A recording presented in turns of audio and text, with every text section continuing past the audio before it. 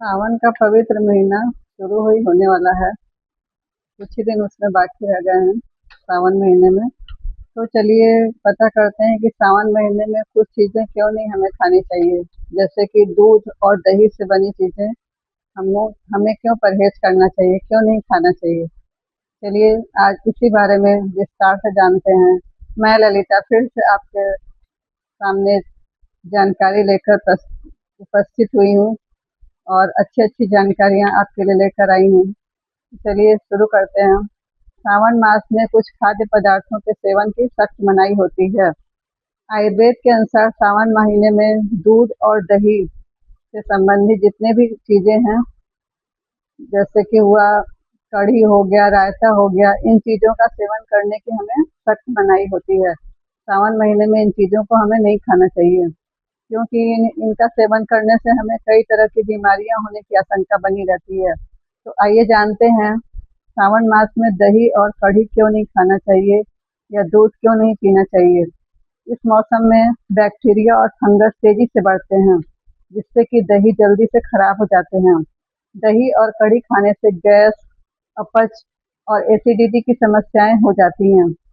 सावन मास में एक धार्मिक मान्यता के अनुसार सावन मास में भगवान शंकर को दूध और दही अर्पित किया जाता है। तो धार्मिक वजह से भी लोग इससे परहेज करते हैं। दूध और दही खाने से और दूध पीने से परहेज करते हैं सावन मास में, क्योंकि भगवान शंकर को चढ़ता है। तो जो धार्मिक लोग हैं पूजा पाठ करते हैं, इस समय सावन महीने में लोग व्रत रहता है, तो क्या करते हैं, व्रत रहते हैं तो लोग परहेज करते हैं इन चीजों से कि भगवान को चढ़ रहा है तो हम खुद उसको ग्रहण ना करें। इसलिए जो है कि धार्मिक मान्यताओं के अनुसार तो ये है। जैसे जो लोग बहुत मानते हैं धर्म को, उनकी बात कर रहे हैं। तो सावन मास में भगवान शिव को चढ़ता है, इसलिए नहीं खाते हैं। तो इस मौसम में वातावरण में अधिक नमी हो जाती है, बहुत ज्यादा नमी हो जाती है, जिससे कि कई तरह के फंगस, बैक्टीरिया, ये सब अधिक मात्रा में उत्पन्न हो जाते हैं। और दही का स्वभाव भारी होता है, कफवर्धक होता है, और बहुत ज्यादा ही इस मौसम में सर्दी जुकाम होने की संभावना ज्यादा बनी रहती है। तो इसलिए भी हमें सर्दी जुकाम, पाचन संबंधी परेशानियां बढ़ सकती हैं। इसलिए इस कारण से ही वर्षा ऋतु में विशेषकर रात में दही खाने से बचने की सलाह दी जाती है। इसीलिए कि सर्दी जुकाम हो जाएगा, जैसे लोग फ्रिज में दही रखते हैं तुरंत निकाल कर खाते हैं, वो भी बहुत ही नुकसान करता है। तो इसलिए भी परहेज करने को कहा गया है, और स्वास्थ्य कारणों से भी ये सही है। तो वैज्ञानिक कारण, सावन मास में वैज्ञानिक कारणों से भी इसे खाने में परहेज किया गया है।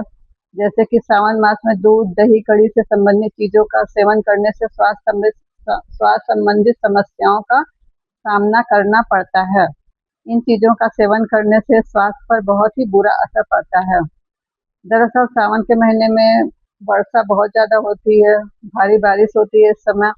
इसकी वजह से अनचाही जगहों पर भी घास उग आती है, कहीं कहीं जैसे कि घास उग गई अपने से ही, और उस जिसकी वजह से अनचाही घास उगाती है। इस तरह की घास पर कई तरह के कीड़े मकोड़े घास पर बैठ जाते हैं, और गाय है, भैंस है, ये सब जैसे कि जाती हैं खेतों में चरने के लिए, तो वो उसी घास को खा ली।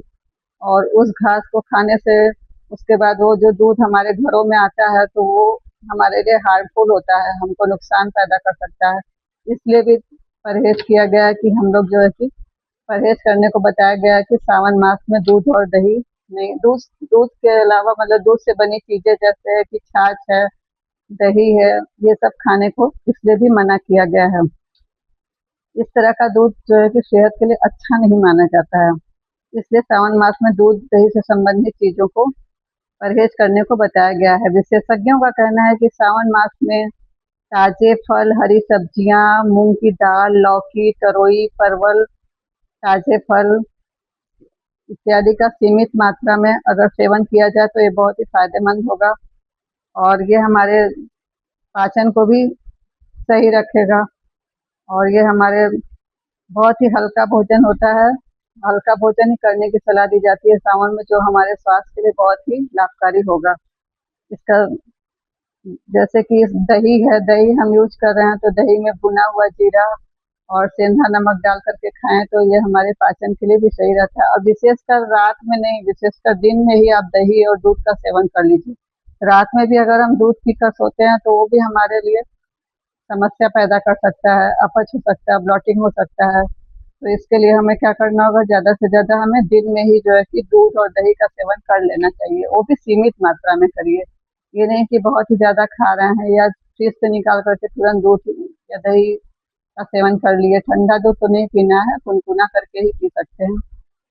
तो इस मौसम में सात्विक भोजन करने की सलाह दी जाती है और तामसिक भोजन से और तामसिक वस्तुओं से दूर रहने की सलाह बहुत ही सदियों से चली आ रही है परंपरा कि मतलब सात्विक भोजन ही करना है। सावन के महीने में वर्षा ऋतु का इस समय बहुत ही अच्छा होता है, बहुत ही ज़्यादा बारिश होती है सावन के महीने में। तो इन सब चीज़ों से परहेज करने के लिए कहा गया है।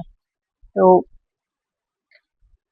बहुत सारे लोग व्रत रहते हैं, ध्यान करते हैं भगवान शंकर का, जब जब करते हैं, रुद्राभिषेक कराते हैं, तो बहुत से लोग दूध चढ़ाते हैं भगवान को। तो इस वजह से भी वो उनका ये है कि हमने दूध चढ़ाया, भगवान के ऊपर चढ़ाना है दूध, तो वो हमारे लिए नुकसानदायक, मतलब कि परहेज करना है।